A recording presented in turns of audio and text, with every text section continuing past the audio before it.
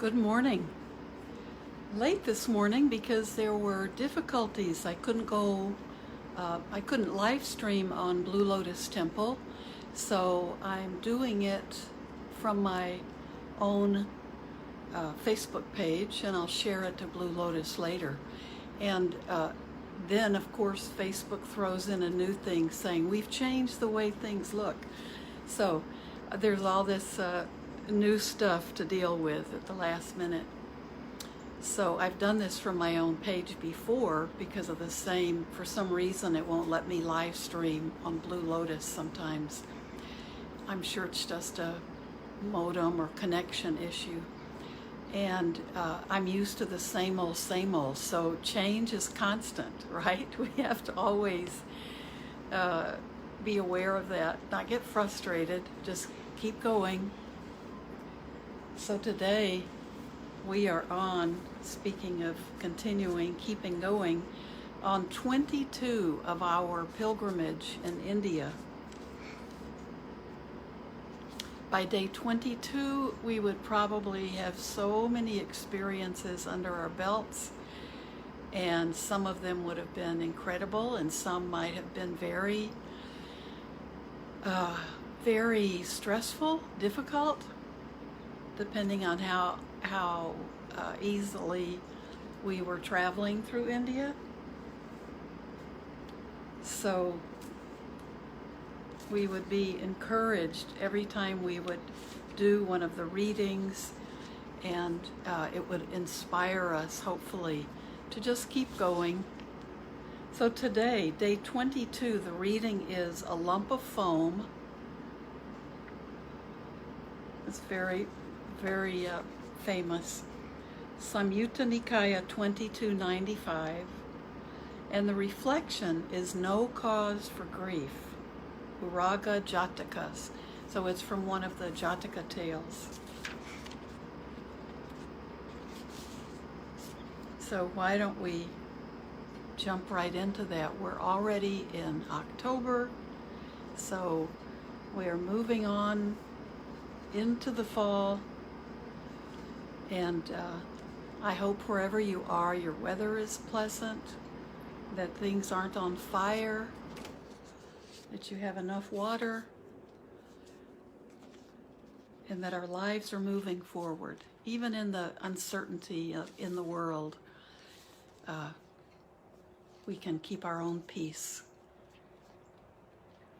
So day 22, let's do the reading, and you can sit in a meditation posture and just let that be your hearing posture. It can be in the reflection. We'll do the same with the reflection, and then we'll just move right into a meditation. So these will be good introductions to meditation. Seated on the bank of the Ganges, the Buddha said, "Suppose that this river Ganges is carrying along a great lump of foam. A person with good eyesight inspects it and carefully investigates it, and it appears to be void, hollow, and unsubstantial. For what substance can there be in a lump of foam? So too, whatever kind of form there is, whether past, future, or present, internal or external, gross or subtle, inferior or superior, or far or near, one inspects it and carefully investigates it, and it appears to be void, hollow, and insubstantial. For what substance can there be in foam? Suppose that in the autumn, when it is raining and big raindrops are falling, a water bubble forms and bursts on the surface of the water. A person with good eyesight carefully investigates it, and it appears to be insubstantial. For what substance can there be in a water bubble? So too, whatever kind of feeling there is, one carefully investigates it, and it appears to be insubstantial. For what substance can there be in feeling? Suppose that in the last month of the hot season, at high noon, a shimmering mirage appears, A person with good eyesight carefully investigates it, and it appears to be insubstantial. For what substance can there be in a mirage? So too, whatever kind of perception there is, one carefully investigates it, and it appears to be insubstantial. For what substance can there be in perception? Suppose that a person seeking heartwood takes a sharp axe and enters a forest. That person finds and cuts down a large and straight plantain tree. Upon unrolling the coils of the trunk, there is found to be no softwood, let alone heartwood. It appears to be insubstantial, for what substance can there be in the trunk of a plantain tree? So too, whatever kind of volitional formations there are, one carefully investigates them, and they appear to him or her to be insubstantial. For what substance can there be in volitional formations?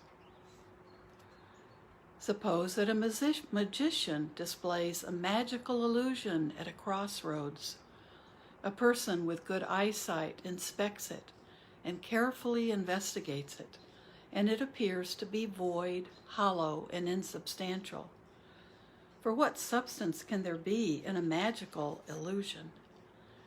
So too, whatever kind of consciousness there is, whether past, future, or present, internal or external, gross or subtle, inferior or superior, or far or near, one suspects it and carefully investigates it, and it appears to be void, hollow, and insubstantial.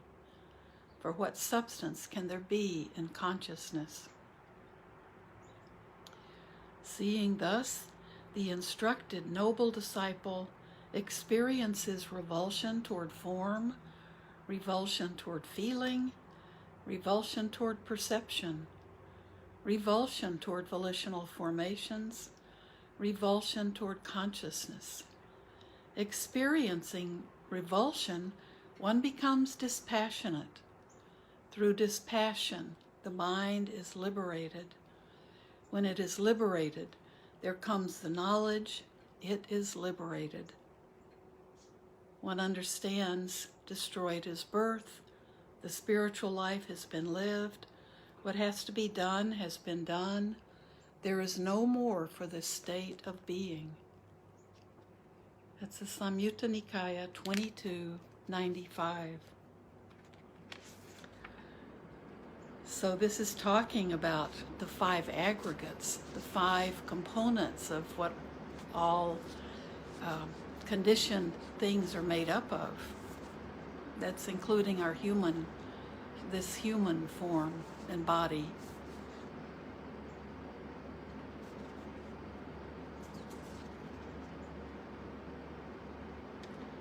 For whatever kind there is, one carefully investigates it, and it appears to be insubstantial. So that's in form, feeling, perception, mental formations, and consciousness.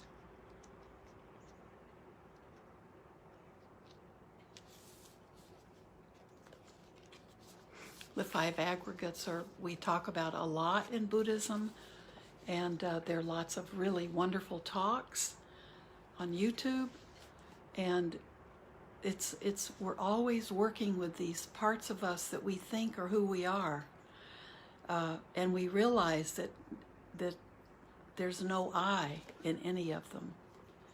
So we can learn how to let them go and not let them make determinations for us, who we really are. So let's read the reflection now. So just sit in your meditation posture. You can close your eyes or have them open. And when I finish reading this, we'll just practice together with the time we have. No cause for grief. Uncalled, he hither came, without leave departed too. Even as he came, he went. What cause is there for woe? No friend's lament can touch the ashes of the dead. Why should I grieve? He fares the way he had to tread. Though I should fast and weep, how would it profit me? My kith and kin, alas, would more unhappy be. No friend's lament can touch the ashes of the dead. Why should I grieve? He fares the way he had to tread. From the Uraga Jataka. So when we accept life and death and see it as all part of the same continuum, then it can help us deal with grief that comes. We never grieve when a baby is born, but we seem to grieve at the end of someone's life.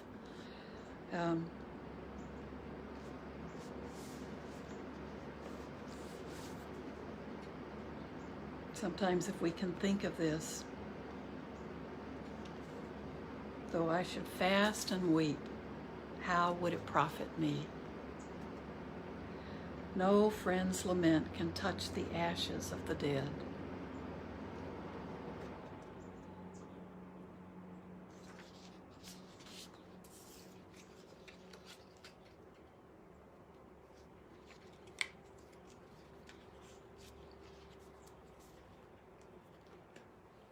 So, that reflection can just, you can keep it in your head and reflect on it after meditation, or you may see certain reactions to it come up during your practice, and that's okay. Just be with them from the reflection or the reading. We don't need to analyze them in our meditation or solve any big problem, but they can be there for us to just see if it causes anything else to react within us. So let's practice together, and let's practice. We have a short time, but let's practice some metta practice as well. But first, let's just sit to become tranquil and peaceful, and then we'll move into metta practice. So find that position where your body is comfortable, but not so comfortable that you want to fall asleep. You want to be awake. And remember, you may start out very comfortable, but then something will begin. It doesn't stay that way forever. So something may become painful. Maybe you need to prop a pillow or something behind your back. And first stay with that uncomfortable feeling when it arises, and see if it's something you can just sit through, or see if that discomfort may be really creating a break in your practice, and you might want to change your posture, or you may know how you need to move at a certain point when something becomes tight, or there's a cramp, or there's pain. You don't stay with it absolutely. Just see if it passes away, and if it doesn't, deal with it. Otherwise, it really will spoil your meditation, and it may hurt your body.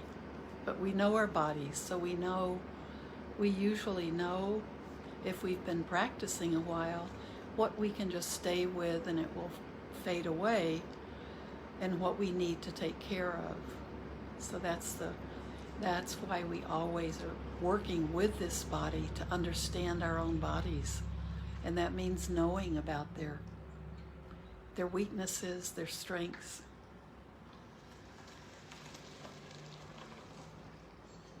So just be aware of your breath.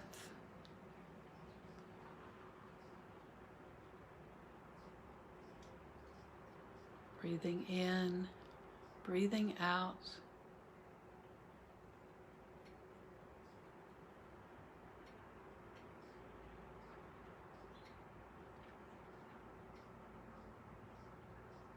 Typically, we pay attention to our breath around our nostrils, but we can certainly shift that and pay attention to our breath as we watch our belly. Pay attention to how our belly rises a bit when we inhale and contracts a bit as we exhale. You can choose one of those spots and it would be fine. Choose the one that's easier for you to focus on.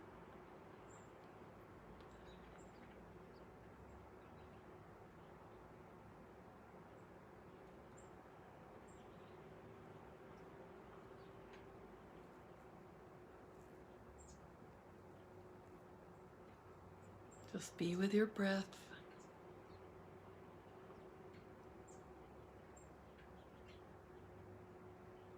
And move through your body from the top of your head down through your toes.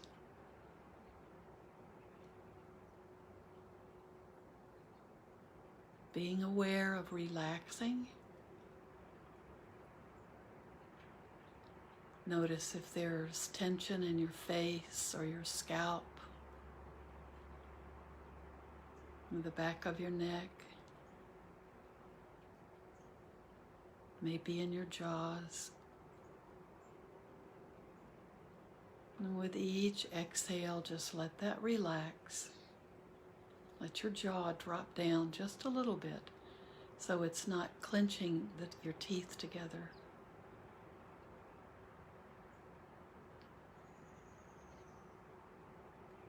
Move down into your neck and shoulders.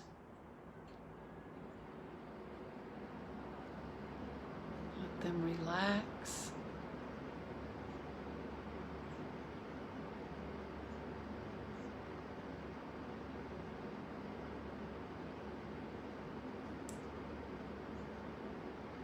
With each exhale, you can really feel, kind of exaggerate your shoulders, letting go. Letting go of tension anywhere in your body. Move down both arms.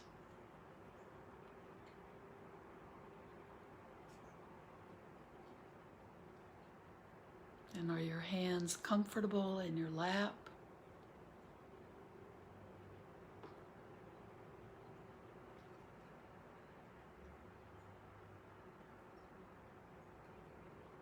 Palms can be up or down, one on top of the other, or each palm placed on your upper leg.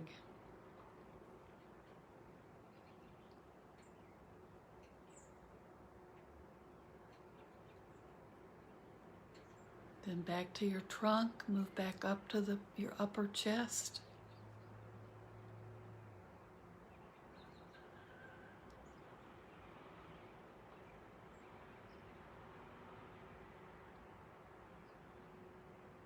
You can feel your breath in your chest.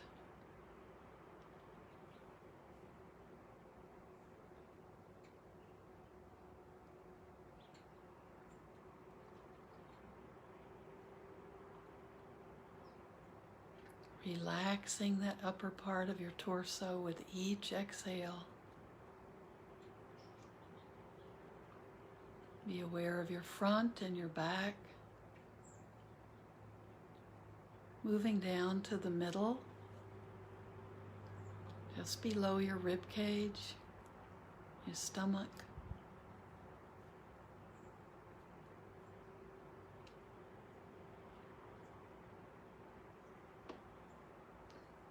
Down into your lower abdomen and your hips. Make sure here that your posture is really supporting you well. There's no pain.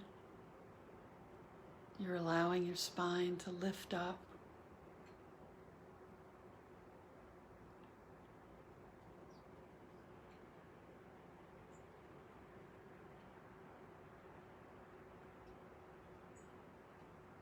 Then move down into your upper legs.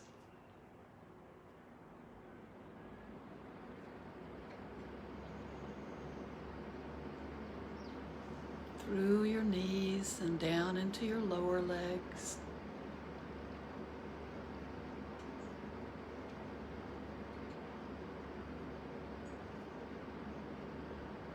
Down through your lower legs and into your ankles, and then move into your feet. Lots of bones in our feet. And even wiggle your toes as you move out through your toes.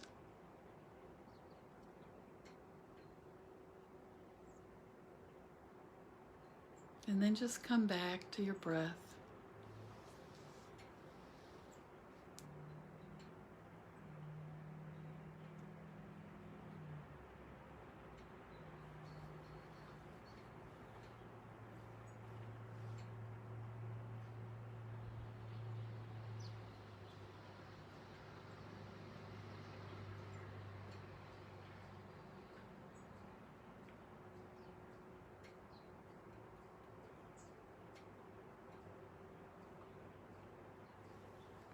And we'll begin the practice of metta. Begin with yourself and take it very seriously. Don't just brush through this. Ultimately, it all comes down to taking care of ourselves. Without that self-care, we're not of much value to others. We need to understand what we're going through to be able to understand what others are going through.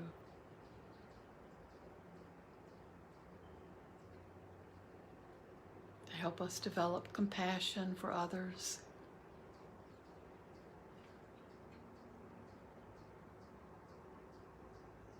When we can see ourselves clearly and love ourselves just the way we are, it builds our capacity to love others and accept them the way they are. So may I be well. May I be happy mentally. May I be content. May I feel safe.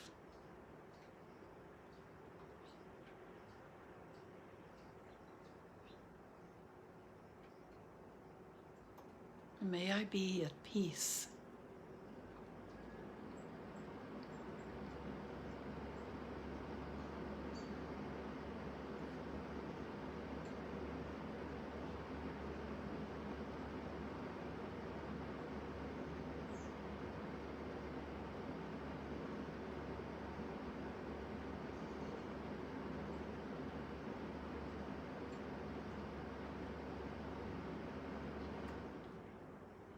There are many things we can't fix.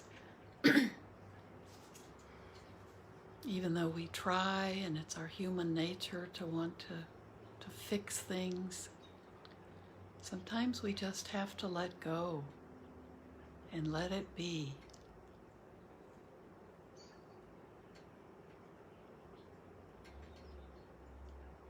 Sometimes we don't know the answer, so trying to fix something can be just because we need to be doing something. We need to feel like we're being active and taking care of things. But we need to be able to see the difference. We can't just keep fixing things. We need to know how to let things be.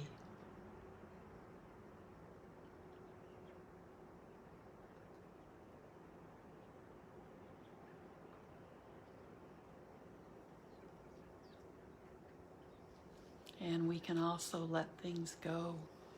When we're trying to practice, we can let go of the past, the regrets from the past, or the carryover of unfinished chores from the past.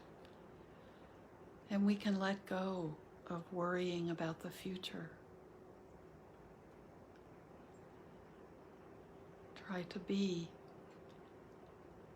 mindful in this moment, to see clearly what's going on in this moment.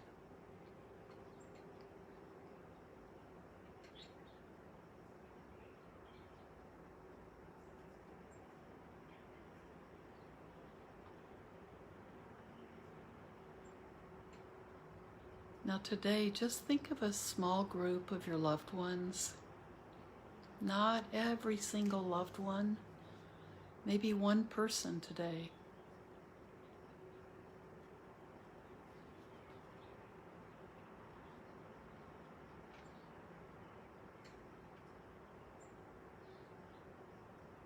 And send this loved one your wishes, your blessings for them, the same way you did for yourself. May my loved one be well and happy. May my loved one be content and feel safe in this world.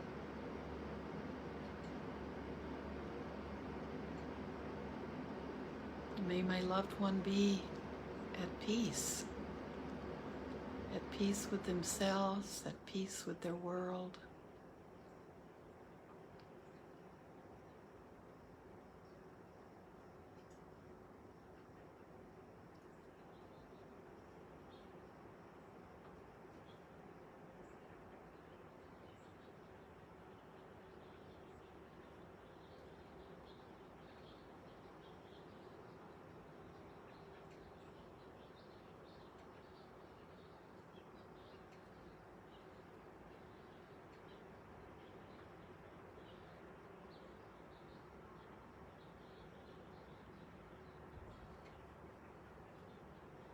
Now think of all of the other people you know or are acquainted with,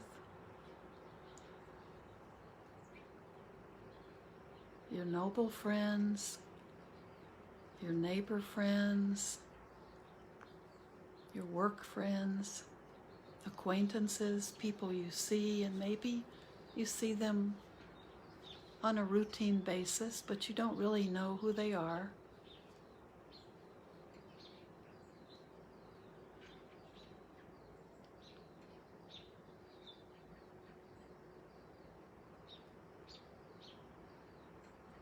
Think of all of these people, all of the other people you know. It's a big group.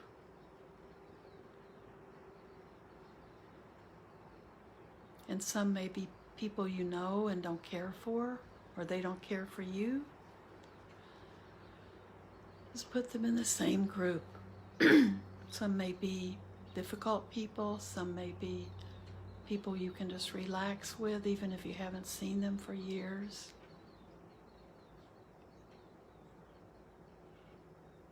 May all of these other people I know or have known or have an acquaintance with, may all of these people be well, and may they feel safe and be content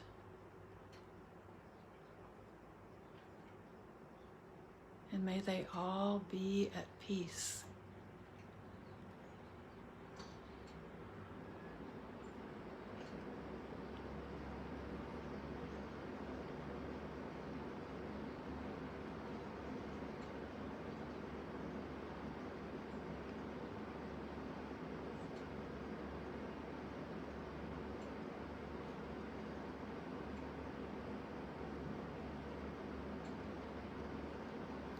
This is likely to be a much larger group.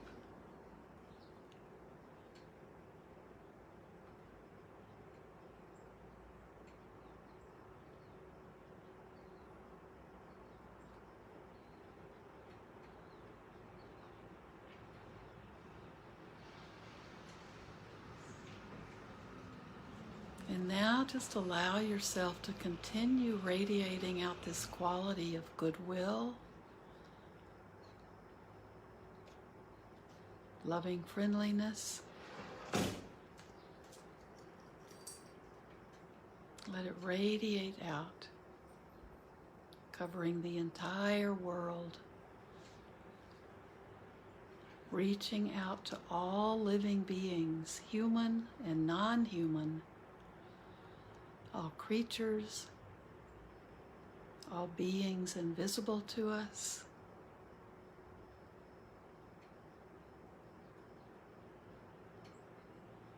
all beings being born, beings dying,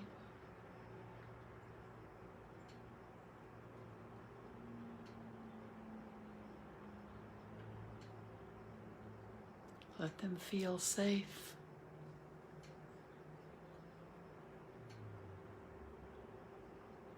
May all of these beings throughout this world system and others, may all living beings, human and non-human, be free from suffering and its causes, free from fear, or be cared for lovingly by others.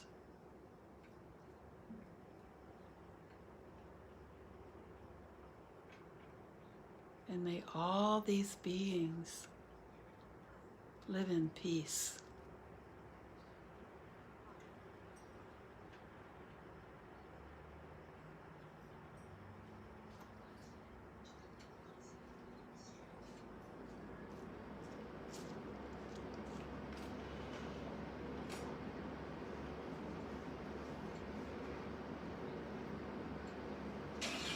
So thank you. And remember, may everything we do today, everything we think, everything we say, be done for our own benefits, but also let it be done for the benefit of all other living beings. So thank you. Thanks for sharing in my practice, and I'll be back hopefully first on the Blue Lotus page on Tuesday. Bye.